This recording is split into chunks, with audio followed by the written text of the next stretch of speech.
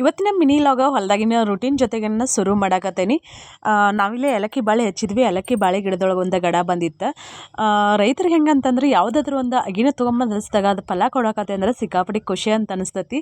ಹಂಗೆ ತೆಂಗಿನ ಗಿಡಗಳ್ನು ಹಚ್ಚಿದ್ವಿ. ತೆಂಗಿನ ಗಿಡ ಅವು ಹೂ ಬಿಡಾಕತ್ತೈತೆ. ಅದು ನೋಡಂದ್ರೆ ಸಿಕ್ಕಾಪಟ್ಟೆ ಖುಷಿ ಆತ.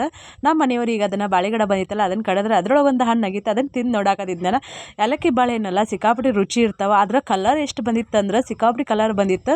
ಒಳಗೆ ಹಣ್ಣನ್ನು ಆಗಿರ್ಕಿಲ್ಲ. ಕಾಯಿ ಇತ್ತು ಒಂದು ಸ್ವಲ್ಪ. ಮಾರ್ಕೆಟಲ್ಲಿ ನೀವು ಏನಾದರೂ ಹಣ್ಣು ತೊಗೊಳಕ್ಕೆ ಹೋಗಿದ್ರಂದ್ರೆ ದಯವಿಟ್ಟು ಆದಷ್ಟು ಹಣ್ಣು ತೊಗೊಳೋದನ್ನು ಅವಾಯ್ಡ್ ಮಾಡಿರಿ. ಯಾಕಂತಂದ್ರೆ ರೈತರ ಕಾಯಿನ ಮಾರಿರ್ತಾರೆ.